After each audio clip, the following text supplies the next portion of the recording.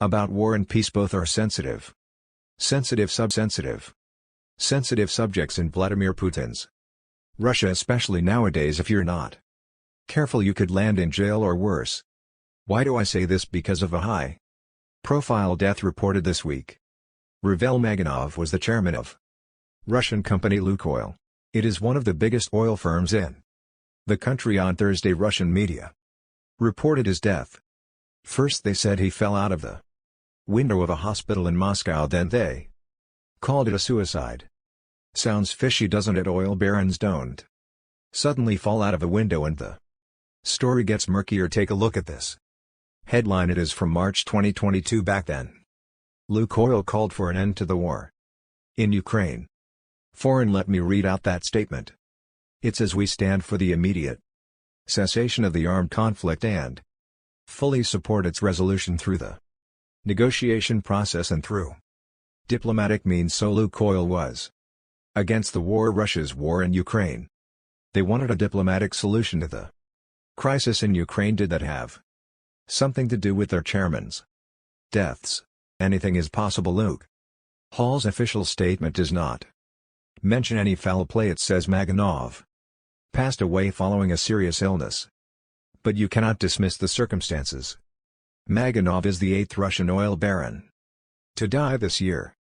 I've got the full list with me. First was Leonid Shallman. He was a top executive at Gasprom. He was found dead at his cottage in late January. Cause of death still unknown. Alexander Tulik II. He too worked at Gazprom. He died on the 25th of February. Russian media reports talked about a note found near his body 3 days later. Another gas executive died. Mikhail Watford. He was found hanging at the estate. His estate in England. Investigators said the death was quote-unquote unexplained.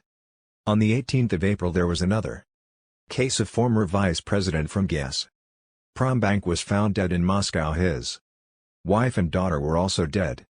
Authorities believed it was a case of murder-suicide. Case number 5. A former executive at Novotek was found dead at a vacation home in Spain. Novotek is the biggest producer of LNG in Russia. Case number 6. Lukoil executive Alexander Subotin was found dead in a basement. His basement. Russian media said he was into voodoo rituals. Case number 7.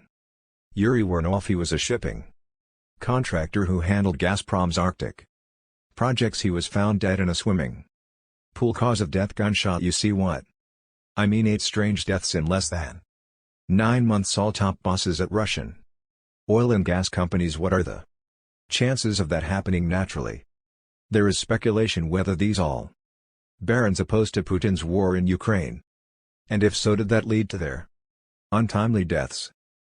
Putin's track record does not inspire confidence. He has a history of taking out dissidents and rivals like Alexander Litvinenko. He was a former agent of the KGB. He died after drinking tea laced with polonium in London. Then there is Boris Nemtsov. He was a former deputy prime minister of Russia. He went on to become a major Putin critic in 2015. He said in 2015, in fact, he was shot dead outside the Kremlin. The full list is much longer, but you get the idea what Putin is capable of. The bigger question is, why would gas barons be on his radar? After the war, energy profits have shot up. Gazprom reported nearly $41 billion in profits. So why would oil barons and gas barons rebel? Perhaps because of the sanctions. Russian billionaires own multiple assets in Europe, including yachts, vacation homes, and estates. Most of them have been seized by the European Union. They've also been stopped from traveling to the bloc.